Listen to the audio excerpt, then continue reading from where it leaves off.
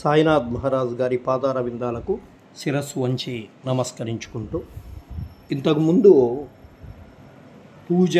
పూజలో పాటించేటువంటి ఉపచారాల గురించి తెలుసుకున్నాం. బాబా అమృత తుల్య మగు పలుకులు. పూజలో ఇంతసేపు భగవంతుని ముందు ఉండి సర్వవ్యాపకుడైనటువంటి ఆ భగవంతుని స్తుతిస్తాం. ఎంతసేపు భగవంతుని ముందు ఉన్నా భక్తితో మనస్సు లగ్నమయ్యే సమయం చాలా తక్కువ.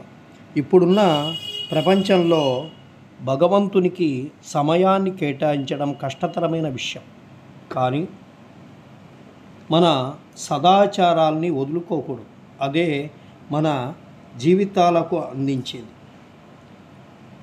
ఇది భావితరాలకు అందించేది కానీ కూడా చెప్పుకోవచ్చు. మన పూర్వీకుల నుండి వస్తున్న ఆచార వ్యవహారాలు మనం అందించే ఆచారాల్ని మన ముందు తరాల వారు కూడా ఆచరిస్తారు. దీని ద్వారా వంశాభివృద్ధి, సనాతన ధర్మాన్ని ఆచరించిన వారమవుతాం. అందుకనే ప్రతి ఇంటిలో కూడా పూజా తంతు ఖచ్చితంగా చేయాలి.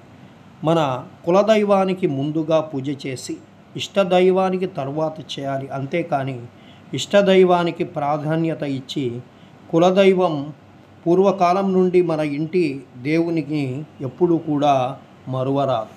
మరి బాబా యొక్క అమృతతుల్యమైనటువంటి పలుకులు. బాబా ద్వారకామాయిలో కూర్చొని తమ భక్తులతో ఇలా అనసాగారు: మీరు ఎక్కడ ఉన్నను, ఏమి చేయుచున్నను నాకు తెలియనని బాగా జ్ఞాపకుంచుకొను.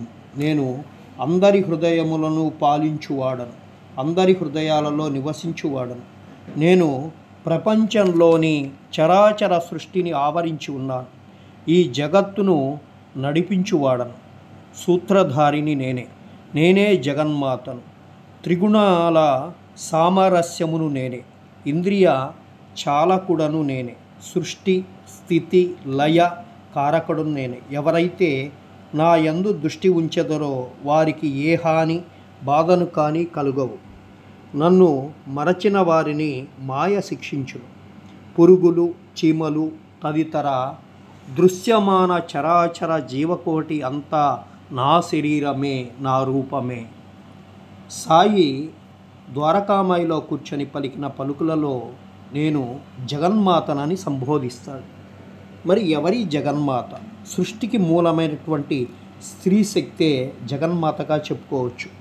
పెద్దలు జగన్మాతే పురుష అంశములో జన్మించాడని, అదే సాయి రూపంగా చెప్తారు. దీనికి సంబంధించినటువంటి కొన్ని సంకేతాలని చూద్దాం. సాయినాథుడు గురుస్థానంలో వేప చెట్టు కింద కూర్చొని తపస్సు చేశాడు. వేప లక్ష్మీ స్వరూపంగా చెప్పుకుంటాం.